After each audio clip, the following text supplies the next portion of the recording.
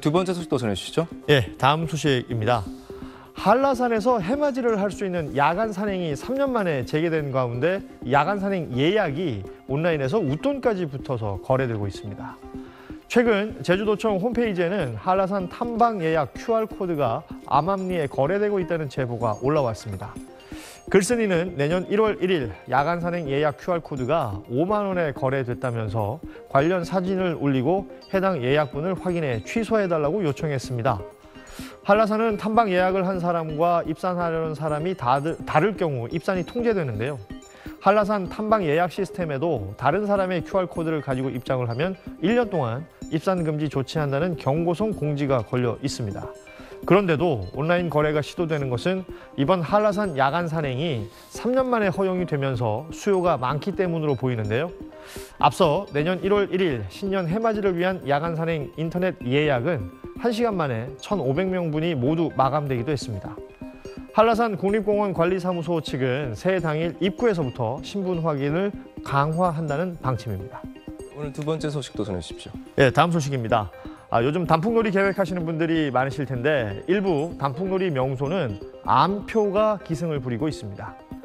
일부 국립공원을 비롯한 단풍 명소들은 코로나19와 생태 보전 등을 이유로 예약제로 운영이 되고 있습니다.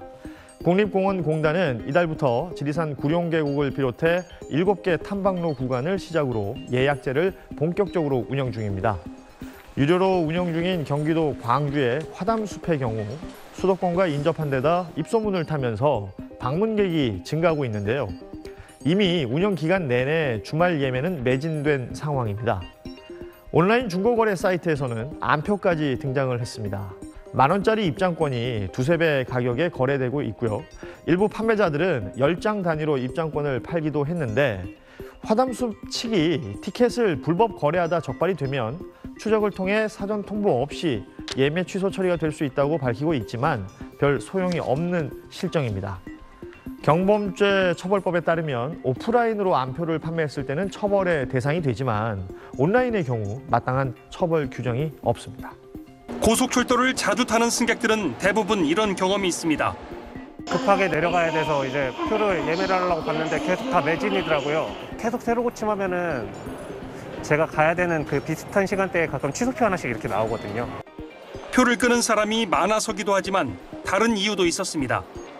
SR에서 최근 5년 동안 환불자 명단을 뽑아봤더니 열차표를 18억 7천만 원어치 샀다가 나중에 전부 환불한 사람이 있었습니다. 매달 표를 몇백 장씩 샀다가 다음 달에 취소하는 식으로 모두 2만 5천 장을 샀다가 취소하는 바람에 다른 승객들이 제때 열차를 타지 못하게 막은 셈이 됐습니다. 특히 설을 코앞에 둔 1월과 휴가가 시작되는 6, 7월, 여행객이 몰리는 연말에 몇 천만 원어치를 끊었다 환불했습니다. 이런 사람이 한두 명이 아니었습니다. 올해도 8월까지 억 단위로 표를 사놓고 전액이나 대부분 취소한 사람들만 10명, 표는 7만 5천 장에 달했습니다. 카드사에서 포인트나 현금으로 돌려받는 돈을 노린 걸로 풀이됩니다. 카드사들이 고객들을 불러 모으기 위해서 쓴 돈의 일부를 무제한으로 돌려주는 상품을 만들었는데 이걸 최대한 이용한 겁니다. 시스템적으로도 파악은 하고 있었는데 운영적인 거는 사실 초창기다 보니까 운영을 못하고 있었던 건 사실이고요.